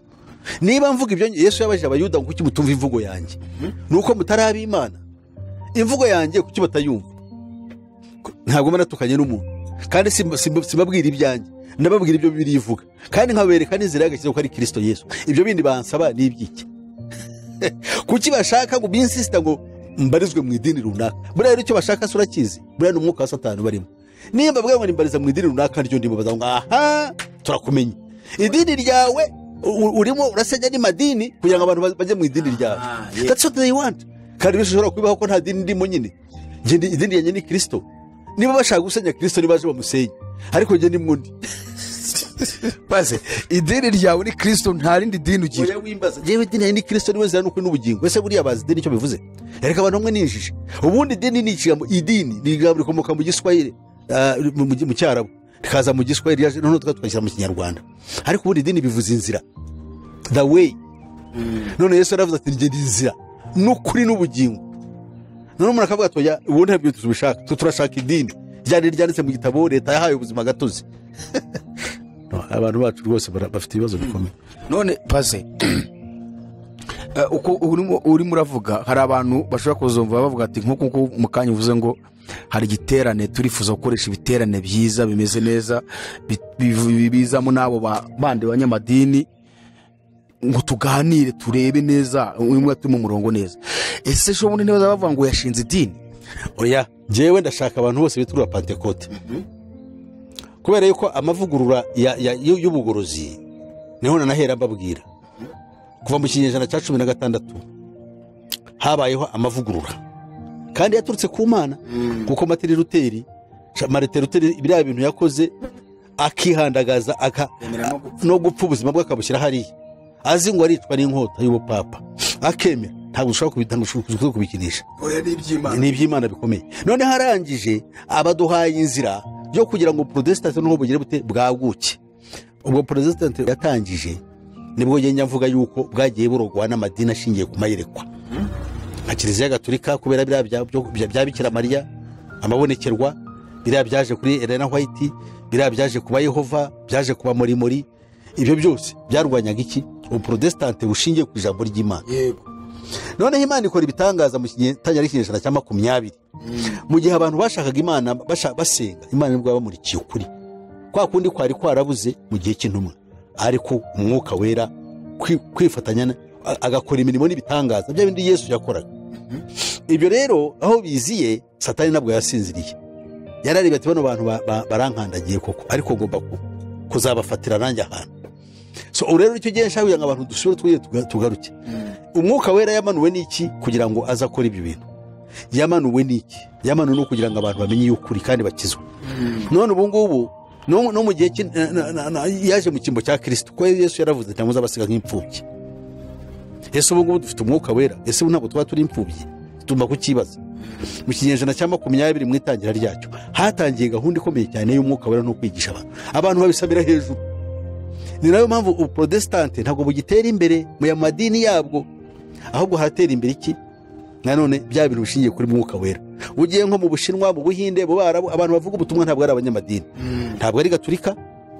ntabwo ari Abangirikana ntabwo ari Ababatista usibye ko Ababatista muri Amerika harimo amatorero y'Ababatista babitangwa n'abafundamentale barimo nabo barakora baravuga ubutumwa bwabo ariko abantu ba mbere ni Abapentekote abo bita b'amacyaki za ministry runaka ziritanga zikajya kuvuga ubutumwa zikagira zite ikibazo gihari ese cyari ku rufatiro rw'umwuka wera tugarutse kugira ngo twihute tuvuge nk'ikibazo kimwe dusoza naka kantu nari nkubajije kuri ibi bintu uvuze byo gusiga inzara amahera n'ibiki ese nk'ibi bintu uvuze abantu bashobora kubyumva ntibavuga si wo bahita bavuga ngo uri umunyedini nawe wabaswe na bya bindi byo muri ADPR wahoze uvuga kuko tuzi ko idini rya ADPR niryo ryonyine iryo bintu ribibuzanya kandi bakavuga ko bibiri muri context ya discipline ni discipline ntabwo ari doctrine none wowe urabizanya uti ibi bintu ni bibi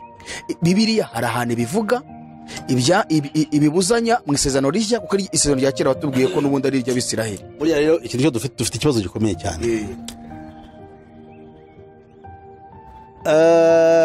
burya abantu bose ibintu byose ntabwo bakurikiza Bibiliya iyo mvuze ibya ADPR baranyanga navuga iby'amacyaki bakanyanga kandi yemera ku byanditswe ubwo iby'abadive bakakwanga n'abadive bakanyanga niyo kigaragaza ko amadini afite ikibazo ni ukuvuga ngo iyo turebye ADPR buriya byo kubwira abagore ngo nibikemuze basigaze natirere bagira agasatsi gake ku mutwe ni icyaha bakora ntabwo bijyanye na Bibiliya why ADPR batega igitambaro ihangane ngiye kubwira umutwe w'umugore ugizwe umusatsi we nibwo bwiza bwe noneho urawumukije asigaye ari inkungu nose uramufashije ajye atega igitambaro se kubera iki igitambaro ryari gitegwa agiye guhanura no gusenga yes ADPR babwo ariko namwe kwikemuza ko mukora ntabwo ari bijyanye na Bibiliya ngo ahagu uyu nguyu nawe uri kuri aba muri hedini wose ngo uzumva wowe urababwira icyo Bibiliya ivuga niyo mpamvu rero abagore bari aba muri ADPR hoze numva umukobwa witwa Riziki Nyamukunda ari byo avuga bimwe byiza avuga yuko ngo muri kino gihe ngo cya ntuza cya covid abagore barasirimutse babaye amapantaro imisatsi bayikuye imyambaro barayijugunye yes arumva yuko nyine bwo bataye umurongo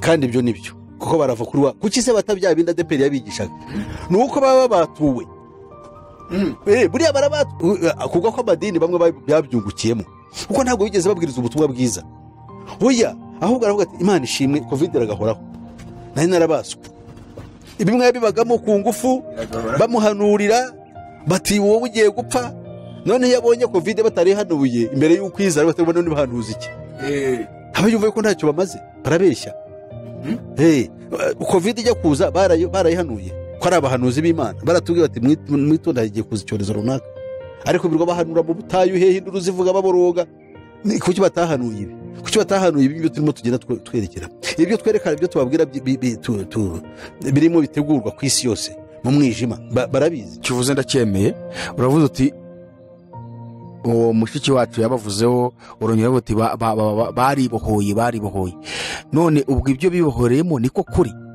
kwa nyako Imana yemera ntabwo ariko kuri kuko n'ubundi icyo bagiyemo n'icyari ukuri bwari ububata bw'amategeko kandi twe twarabaturiwe muri ubwo bubata nyuma imbata z'umwuka imbata zo Pawulo yavuze ibintu bikomeye burya Pawulo niyo mpamvu biri yavuze ngo inzandiko ze zitera ihanjagari kandi ngo Petero arabahamya aravuga ngo benshi bizabazanira kurimbuka bose bazwiye kwita ko none tugwiriye gutekereza neza tukamenya ngo Pawulo yavuze ibintu bikomeye yavuze ngo twagiye mu bubata bushya mu bubata bw'umwuka mbere yuko umuntu umubwira ibintu by'amategeko banza wumve yuko yabaye imbata ya Kristo mu buryo bw'umwuka kandi nawe bimubwire nawe umwuka warawuhawe kuko umwuka niwo uduhishura n'ibintu byose niba umwuka avuze ngo umugore ubwiza bwe ni umusatsi we kandi uramubwira ngo nawe ukemutse hanyuma inzara n'amaherena n'ibiki none si inzara ubundi inzara zivuze iki wowe uzasanga umuntu yaraguze inzara urwara rureshya na metero uzasanga baranazibo tukazishyiraho abandi bagafata n'ingoyi bakazishyiraho umuntu ukamureba ukajya ngo nagacurama none bariya abantu igihe nkwibarize bariya abantu se ibyo bakora si ugusuzugura Imana yabaremye Imana icyo yaguhaye kirahagije naba ari n'uwo musatsi bavuga kora umusatsi wa Imana yaguhaye utegera ngo nabuze umugore gutereka umusatsi we akawusukura akawushyira amavuta awukuza akawusokoza ukoroha n'uburanga bwe ariko ntabwo nemera yuko umugore afata plante akayishyiraho ubusikira kintu cyo yishyizeho gikuye he ese ubu buranga Imana yamuhaye ntabwo abwumva ubu noneho barareze n'ibibuno babiteraho n'amabere barayazana biriya ni ibintu bipfuye none uwo muntu aragira ngo bigende ese ubundi ukurambagiza akareba uri mu mwenda usa neza ejo wakwiyambura agasanga uri urubaho urishyano okay pasi iki kiganiro reka tuzagipangereza tugikore neza twitonze ku birebana n'ibi bintu bya disipurine y'amadini atandukanye kuko abantu benshi bakunda kukigiraho confusion ibyo bintu byose amaherena imisatsi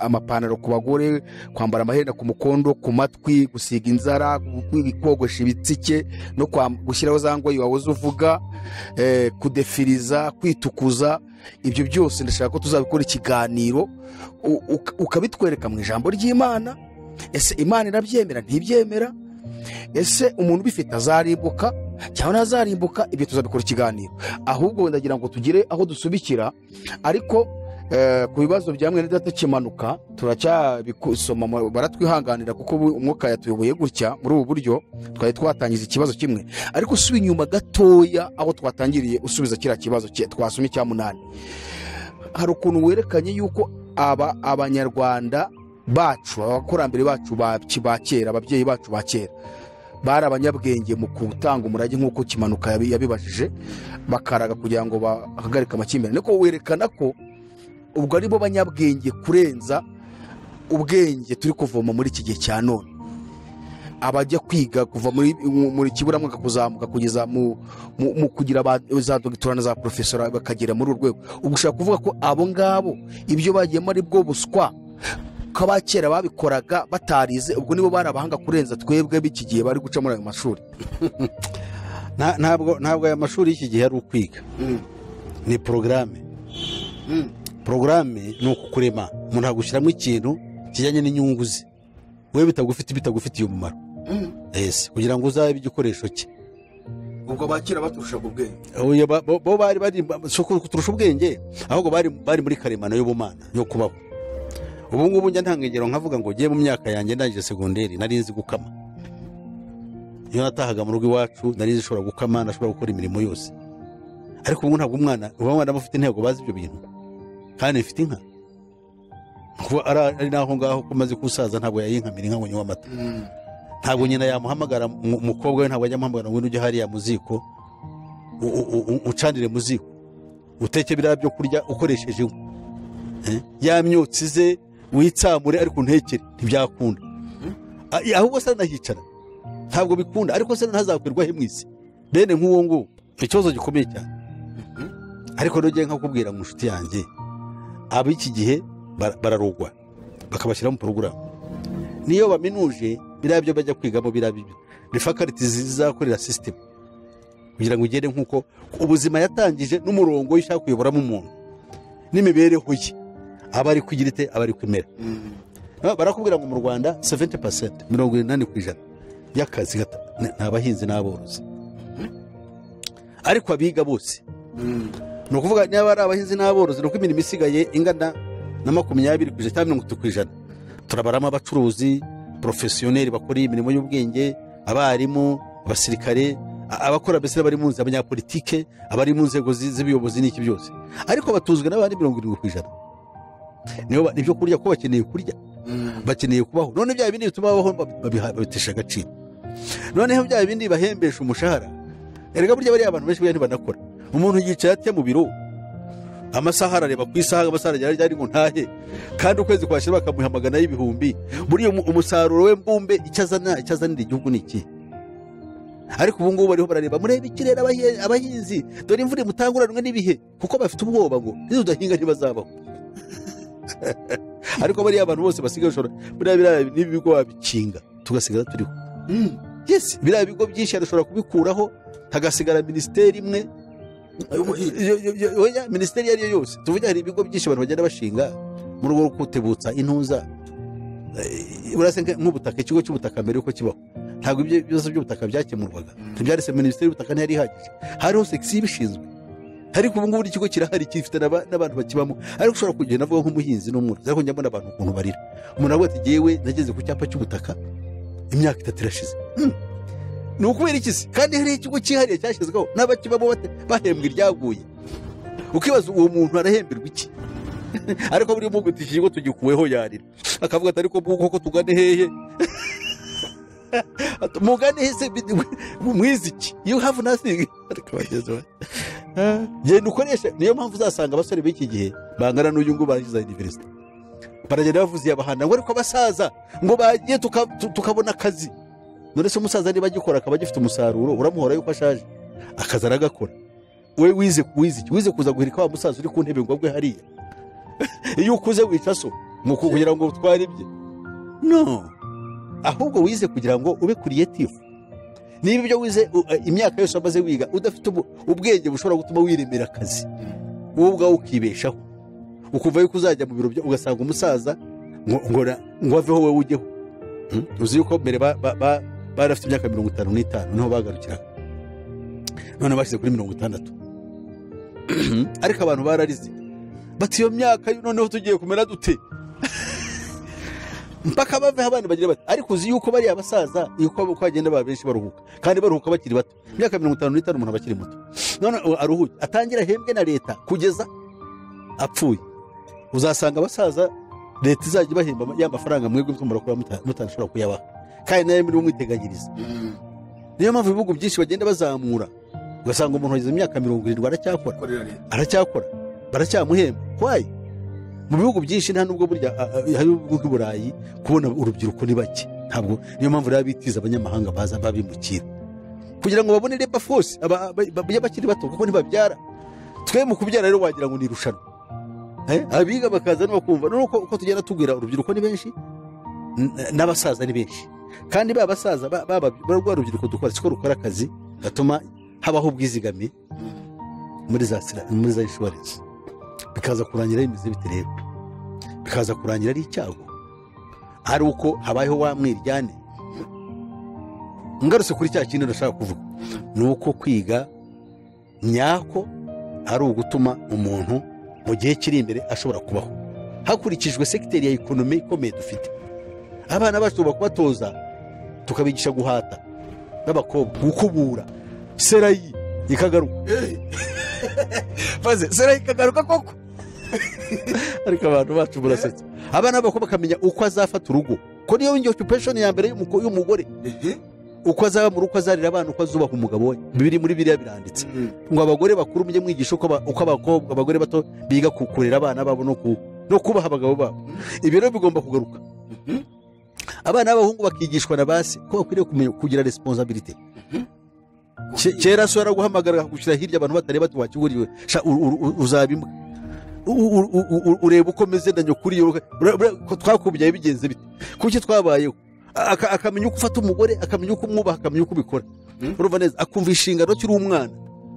None umuntu aba ari aho ngaho areba televiziyo areba uko abacuranga bameze yiga kugenda nk'uko bantuza bagenda bamwe b'abacuranzi ba Kanye West n'abayoboka Kanye West ngo yirukanye umugore batandukanye arongora undi. Ibyo nibyo natekereza.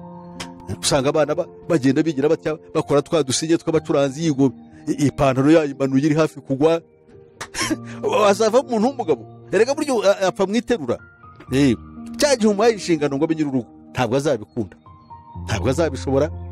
Umugore namubaza ibyo azavuga ati uyu nguyu arambangamiye ikiza nuko naba jyenyine ntamenye ngo ni inshingano ze. None Pasi uravuze uti ubwo nibwo bwenge bwa nyabwo. Ubu ushaka kuvuga ngo abagabo abasore bongere basubire mu mirima bajye kwitoza guhinga bya bintu byose twakoraga. Ese ko isi ubona imaze kugenda iba ntoya abantu bose bari kugenda bagwira mu isi bubaka ahantu hose, ubwo buhinzi bazabukura hehe? Bazahinga ubuhe butaka ko nta buhari? Ubutaka yewe ibyo byose ndabyemera. Ubutaka buragenda bugabanyuka ariko n'akazi kandi karagabanyuka. Yewe icyo mvuga dore ngiki, ushobora kuba ufite n'ubutaka ukabura wa mwana wawe yaba yaje ugasanga nta biragusaba kugira gute kujya kubuhinga kandi ari aho ubuse bwazakuruhura ryari. Naba none ufite na yanka ntashobora kuba yaza ngo ayijye mwayiragire. Aho baraharenze. Aho baraharenze ariko arashaka kujya. Hari uzasanga ngo umuntu akurira indege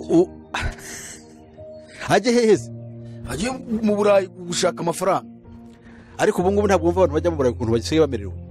Wabonye abantu bo muri Haiti ukuntu bajugunye ku ndege bakabasubiza iyo bari babagarurayo. Abangaba aho bita Lampedusa mu Butaliyani bica bakabeshya ngo ni impanuka bariya bararimbukira kubera ikizi. Abantu barava muri za Ghana za Ivory Coast bambuka Sahara mu bushyuhe bukomeye bakagenda mu muriro ngo barajya i Burayi. Erega burya ntibyize no kwiga. Ubundi Burayi bajya baba bumva yuko Burayi buzashobora kubatunga uko bangana kuri. Ubu dufashe Afurika yose tukayimarira mu Burayi, ubutunzi bw'Uburayi bwakomeza kuba uko tubureba. Ntabwo byakunda. Nabyo bagwiriye kubibara. Abantu bava nko muri Ghana, Cote d'Ivoire ni ibihugu bifite abantu bake kandi bituwe n'abantu benshi. Barahunga ubukene. Ubundi abantu bakaba bava muri Kongo bajya mu Burayi. Nabonye umuryango wagiye mu Burayi, wagiye muri Amerika w'abanyekongo. Ugombye guca muri za Brazil, muri Amerika y'Epfo bagaca mu mashyamba y'inzitane ya Amazon. Aho abantu bakandagira bamirwa n'inziramire zitwa hariya bazitangwa ni ukinaza kuzibuka. Inziramire zikomeye cyane ziri muri Brazil za mbere nini. Ugasanga uyikandagiye irakumize. Aho ngaho niho baca bagenda baca mu ntuza muri anakonda. Izo ziramire bazita anakonda. Uruziramire rushobora kumira nk'imfizi y'inka rukayimira mu nda. Baraca aho ngaho bakagenda bakazagera za Mexico bakazajya kwinjira muri Amerika mu buhanga buhanitse cyane no mu byago bikomeye. Ubundi bakarangiza babasubije iyo baturutse. Ageze imyaka 10 mu nzira yaragurishije ibyo byose akagenda atangaza ruswa mu nzira ngo azagere muri Amerika. Ibyo byose ubujije. Ariko bamwe ndabumva bahunga intambara, abandi bagahura ko ntibafite aho bajya, abandi bako barashaka ubutunzi. Ni impamvu nyinshi ariko kibazwa ko bagiyo ngiyo nibamara kuhuzura ubwo abaza basigaye ko babyare nanga twiyongera buri munsi bo bazajya he. Mu gusoza iki kiganiro mu bintu tuganiriye byinshi, ese niyihe nama wagira abantu bakurikiye Iron TV kubirebana n'ibi bihe turimo, kubirebana n'iyo mibereho n'ubwo buzima, kubirebana n'aya madini twinjiyemo, kubirebana n'ubwo buzima bw'ibisekuza byacu ababyeyi bacu batubanjije ibyo bari babayeho, n'ubu bwenge abantu mu kuvoma uri kwita ko ari uburozi ahubwo? Njye icyo nangira abantu inama banyumva, igisubizo cy'isi ntigihari mu buryo bwa muntu. Ntabwo nahura ngo formulaire ni iyi ngiyi gusa. Akantu kamwe ngenda nkwereka uburyo abantu bagenda bagorama ibyakabaye bibafasha mu buzima bakabyirengagiza kuko barozwe muri kwa kwiga kwabo, baraprogramingwa kwanga ibyabo, ibyatumye banabaho, ibyatumye baniga bakagira naho ngo usanga. Njyewe ndumva ahubwo bakaye batekereza uburyo babitesha imbere, babiteza imbere cyangwa se babyuriraho kugira ngo babikoreshe. Niyo mpamvu mu bihugu byinshi usanga abantu bo muri Afurika iyo se apfuye bwa butaka yabaraze barabugurisha bakajya kuba mu mujyi. Hano nka za Uganda bagurisha ubutaka kandi haracyari ubutaka kandi bufite n'agaciro bwashobora kuba bwagira icyo bukorerwaho. Yarangiza akajya kugura za bodaboda bizino za moto mu mujyi, ariko akagura taxi, akaba umutaximeni, ariko yumva yuko ari mbujya ari kuri kaburimbo. Urumva neza kuko kujya mu cyaro bihinduka nk'ikibazo. N'abarokorozi baba bikubwira ngo Imana yankuye kure, naryaga ibijumba ubu ndarya firiti, Imana yankuye igitarama sinzayibagirwa, nka nanjye nakandagiye mu mujyi wa Kigali, muve mu murwa. Yesu ntazabasa. Ariko Bibiliya byo ari ibiki? Bibiliya ni ubuzererezi bukomeye. Noneho rero ngiye nkavuga ngo Bibiliya yasobanura ikavuga ngo ibyago n'amakuba bizarinda bigeza imperuka. Right? Rero ibyago n'amakuba ko bizarinda bigeza imperuka, nta kindi. Niyo mpamvu rero muri iyo byago n'amakuba, hagati muri urwo rusaku, muri izo nduru, Imana irahamagara inyuze mu ntumwa yatoranyije, babwira abantu ngo nimuhungire mu mwami wacu abaha amahoro y'ukuri, kandi muzashobore kujya mu bundi bwami abategure, butazaba mu marira, butazaba mu induru, butazaba mu makuba. Yes, naho narangiza. Murakoze cyane Pastor, reka mudufashe gusenga, hanyuma Imana ikomeze kudukangura ku muntu wese wari ukuri iki kiganiro, kandi nibwira ko twungutse ibintu byinshi ku bantu bafite amatwi yumva bumvise. Hanyuma mudufashe gusenga, Imana ikomeze kutujijura no kuduha ubwenge bwinshi bwo gukomeza guhishurirwa iyi si turimo. Murakoze. Imana yo mu ijuru ibahe umugisha kandi bagirire neza. Abakundwa badukurikiye, turabakunda. Abari bafite icyo bashaka kumenya bashobora kunyandikira kuri WhatsApp kuri iyo nomero yanjye kubaha, ariyo 0788 50 60 76. Ariko kandi bashobora no kuntelefona bakoresha WhatsApp. Hari ubwo mba nayijimije nkaza kuyishyiraho, hari igihe wampamagara bikaba ari byo biruta wenda kunyandikira. Iyo wihanganye ukanyandikira, kuko mba nsubiza abantu benshi, biba ngombwa yuko ntinda, bikabara nk'icyumweru ntari nagusubiza. Ntuzavuge ngo narakwirengagije, manyisubiza ibibazo by'abantu benshi cyane, kandi kubasubiza ni discipline kandi bijyanye n'icyo nabasabye. Imana ibahe umugisha. Abari muri diaspora turabakunda, mujye mwandika, mushyira akamenyetso, mwandikeho 250 788 50 56 76. Imana yo mu ijuru ibahe umugisha, ibagirire neza, kandi iki biganiro mujye mubikurikira, inkunga zanyu mu masengesho no mu bundi buryo kugira ngo mutere imbere, nazo tuzazishimira kandi zabahesha umugisha. Murakoze rero, Imana ibagirire neza. Kadusenge. Uhoraho Mana yacu, tugushimira imbabazi zawe n'urukundo rwawe. Imana ira neza, igakora ibikomeye kandi igakiza abayikunda. Ubane natwe muri byose, turindire mu bwiza bwawe, tujye duhora dushima izina ryawe, kubwa Yesu Kristo umwami wacu. Amen. Turabashimiye mwebwe inshuti zacu zikurikira ibiganiro bitambuka kuri Iron TV. Imana ibahe umugisha, kandi Imana ikomeze kubungura ubwenge cyane, bukomeza guhishurirwa ubwiru bw'ubwami bw'Imana no kumenya icyo Imana idushakaho. Imana ibarebe neza, mugire ibihe byiza. Shalom shalom. Hari igihe kizagera Umwami Yesu agarutse kutujyana iyo mu ijuru, ati nimuze bana banjye.